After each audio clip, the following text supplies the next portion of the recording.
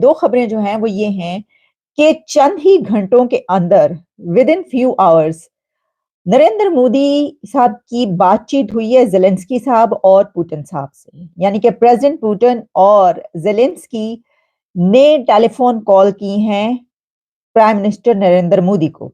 और जो उसमें सबसे बड़ी खूबसूरती है, बल्कि आज भी मैं तो हमेशा चीमा साहब इस चीज पे बिलीव करता हूं कि आप कोई अच्छी चीज खुद ना कर सके तो किसी अच्छी चीज की कॉपी कर लेनी चाहिए।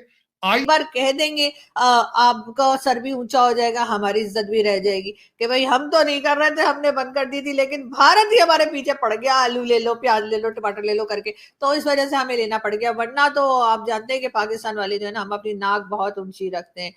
नमस्कार दोस्तों, भारत के प्रधानमंत्री मोदी जी को जेलेंस्की और पुतिन ने फ़ोन किया है। उन्होंने भारत के प्रधानमंत्री मोदी जी को चुनाव के बाद अपने यहाँ आने का न्योता भी दिया है, क्योंकि जब पुतिन रूस के राष्ट्रपति बनाए गए थे तब भारत के प्रधानमंत्री मोदी जी ने सबसे पहले उनको मुबारकबाद दी थी। यही कारण कि उन्होंने भी भारत के प्रधानमंत्री मोदी जी पे फ़ोन पर बात की। साथ ही भारत के प्रधानमंत्री मोदी जी से अपील की है कि वो रूस और यूक्रेन की जंग को रुकवाने में रोल अदा करें।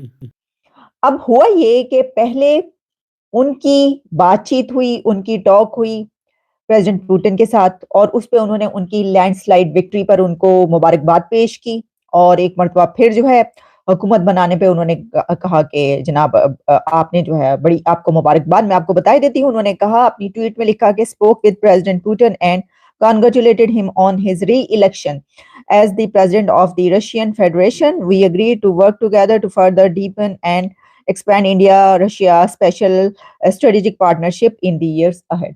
ठीक है, लेकिन उसके बाद उनकी जेलेंस्की से भी बात हुई और जेलेंस्की साहब जो हैं उन्होंने नरेंद्र मोदी साहब को अपने मुल्क में आने की दावत भी दे दी और उनको ये कहा कि जो इंडियन स्टूडेंट्स हैं हम चाहते हैं कि वो वापस आए हमारे पास, हमारे मुल्क में पढ़ने के लिए। हम उनको बुलाना चाहते हैं। आपको पता है जब जंग स्टार्ट हुई थी तो वो जो है वो वहां से चले गए थे।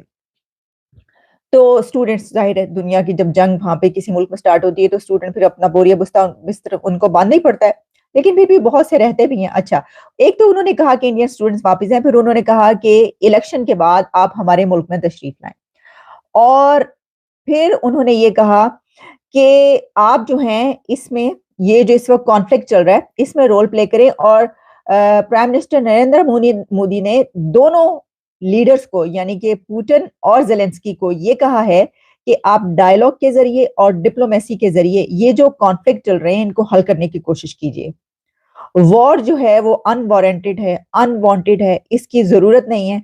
तो जंग को खत्म करें और टेबल पर आए, डायलॉग करें और डिप्लोमेसी के थ्रू ये जो यूक्रेन और रशिया वॉर है इसको खत्म करें। ये बात हुई। अब आपको याद होगा हमने कुछ दिन पहले आपको एक खबर पहुंचाई थी कि अमेरिका की तरफ से कहा गया है कि जिस वक्त ये खबर कुछ आ रही थी कि प्रेसिडेंट पुतिन कहीं न्यूक्स इस्तेमाल ना करें, कुछ ये बात कह रहे थे ना, बीबी खैर वो कह रहे हैं कि जो वो ऐसे हथियार इस्तेमाल कर देंगे फिर कि बस फिर दुनिया जो है वो देखती की देखती रह जाएगी। तो उन हथियारों को इस्तेमाल ना करें ये कहलवाने के लिए अमेरिका की तरफ से टेलीफोन गया था और रिक्वेस्ट गई थी प्रेसिडेंट जो बाइडेन की नरेंद्र मोदी को कि जनाब आप ऐसा करें कि ये रशिया से बात कीजिए और इनसे कहिए कि इस तरह के हथियार इस्तेमाल ना करें। तो उसी वक्त जो है वो ये कहा गया था कि बल्कि इससे पहले से ही आपको याद होगा कि जिस वक्त ये अभी यूक्रेन और रशिया की वार स्टार्ट हुई थी तो कहा था कि कौन रुकवाएगा, तो कहा गया था कि सिर्फ एक ही इस वक्त लीडर है दुनिया में ऐसा बड़ा कि जो हर एक के साथ जिसके ताल्लुकात अच्छे हैं और वो हर एक को कुछ भी कह सकता है और सब उसकी बात मानते भी हैं और उसको बॉस बोलते हैं। तो उस वक्त भी मोदी साहब की तरफ से कहा गया था कि ये जंग का इरा नहीं है। हालांकि बड़े क्लोज टाइज, मतलब रशिया को उस वक्त पुतिन को ये कह देना बड़ी बात थी। ये कोई ऐसा ही मुल्क और ऐसा ही लीडर कह सकता है जो इंडिपेंडेंट और जो अपने पांव पर खड़ा हो, जिसको पता हो कि मैं ये कहूंगा तो ठीक है, ओके। अगर रिलेशनशिप है तो दोनों का एक ही लेवल पर है ना, पार्टनरशिप है, ये तो कोई ऐसी थोड़ी है कि हम ये नहीं कह सकते, क्योंकि जंग से पूरी दुनिया ही मुतासिर है। तो इस वक्त ये कहा जा रहा है कि विद इन फ्यू आवर्स में उनके दो बड़े लीडर्स जो ऐसे हैं जिन्होंने उनको बार बार फोन किया, पहले फोन किया, फिर उसके बाद प्रेसिडेंट पुतिन ने जब ये देखा कि जेलेंस्की साहब जो हैं वो यानी कि कुछ होता है ना कि they are trying to attract Modi साहब के जनाब आप हमारी तरफ आ जाइए और इनको मना कीजिए, तो उसके साथ ही फिर पुतिन की तरफ से दोबारा नरेंद्र मोदी के साथ उनकी बातचीत हुई और उन्होंने कहा कि आप आइए हमारे मुल्क में, यानी उन्होंने भी अपने मुल्क में आने की दावत दे दी है। तो दो तरफ से उनको ये मुल्क के अंदर आने की जो है वो विजिट करने की दावतें मिल चुकी हैं और इसकी वजह ये कि दोनों ये चाह रहे हैं कि हमारी बात माने, साडे वाल वो कह रहे हैं साडे वाल हमारी बात सुने, आप उनकी बात क्या सुन रहे हैं। तो इससे ये पता चलता है कि इस टर्म में जब मोदी साहब आएंगे तो आप देखिएगा कि वो इससे भी कहीं ज्यादा बड़े लीडर बन के उभरेंगे। मतलब वैसे तो ये बात उसको कही जाती है ना, जो नया नया लीडर हो या कोई बच्चा बड़ा हो रहा हो, बन रहा हो लीडर के तौर पे, तो बड़ा लीडर बन के उभरेगा वो, तो जितना उभर मतलब जितना बड़ा, लेकिन इसके बावजूद जो है वो अब इस टर्म में, क्योंकि ये बहुत हद तक मुमकिन है कि वो दुनिया में चलने वाली जो जंगें बड़ी उस कोई जंग रुकवा दे, क्योंकि उस उनको जो है इसके लिए जो बड़ी ताकतें हैं वो भी यही समझती हैं कि ये ऐसा करवा सकते हैं। तो एक तो खबर जो है मैंने आप तक ये पहुंचा दी और मैं आपको बता दूं उन्होंने फिर ज़ेलेंस्की से जो बात की है उसके ऊपर भी उन्होंने ट्वीट की है, had a good conversation with president Zelenskyy on strengthening the India Ukraine partnership, India's consistent support for all efforts for peace and bringing an early end to ongoing conflict. India will continue to provide humanitarian assistance. ये सारी बात उन्होंने की। want to enforce in the future. IMF उनका budget नहीं बनाता था, IMF आके उनकी इंस्पेक्शन नहीं करता था। मनमोहन सिंह, मिस्टर सिंह आलूवालिया और वाइस रेड्डी, इन्होंने तीनों ने मिलकर प्लान अपना खुद बनाया था IMF का, जो दिया गया था, और उसको कंटिन्यू किया नरसिम्हा राव के बाद वाजपेयी ने। Vajpayee was the BJP man.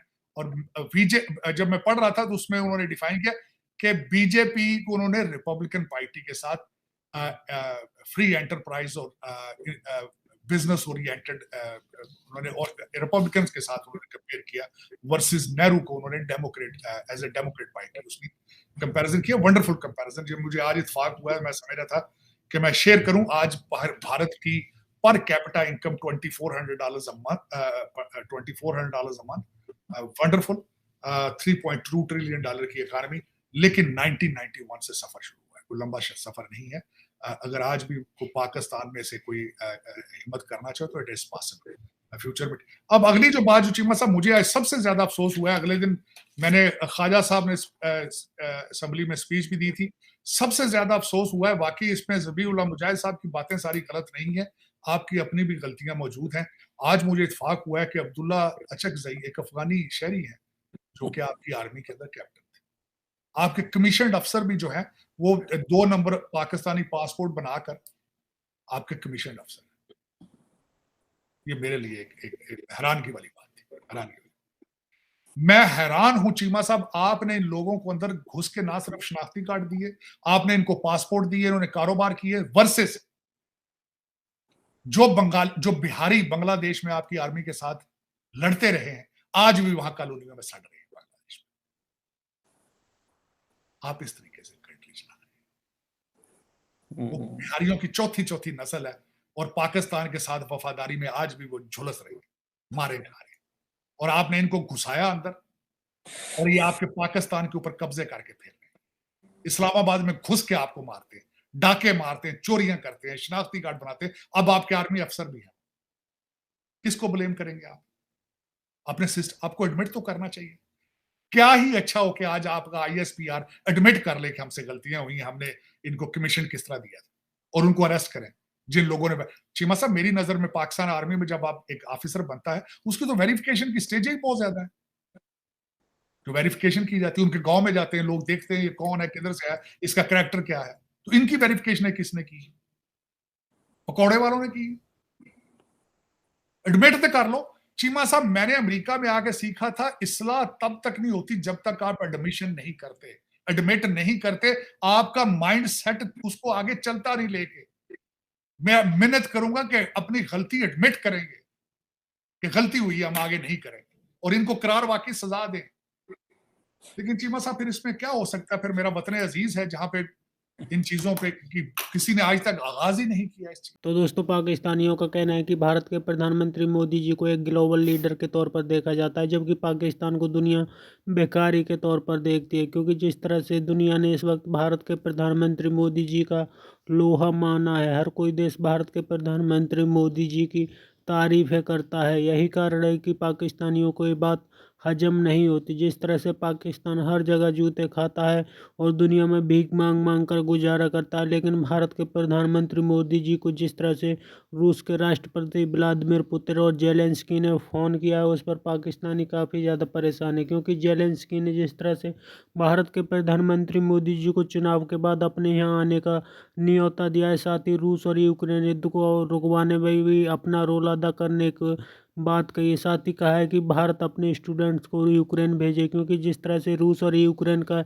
युद्ध शुरू हुआ था, उस वक्त भारत के सारे स्टूडेंट अपने देश लौट आए थे। यही कारण है कि अब जेलेंस्की गुहार लगा रहे हैं कि उन स्टूडेंट्स को वापस भेजा जाए, साथ ही उनकी जंग को भी किसी भी तरीक़ा से भारत रुकवाने में उनकी मदद करे। आपकी क्या राय कमेंट में ज़रूर शेयर करें। यदि आप चैनल पर नए, चैनल को सब्सक्राइब करें। वीडियो पसंद आए तो लाइक करें, कमेंट करें और शेयर करें। जय हिंद, वंदे मातरम।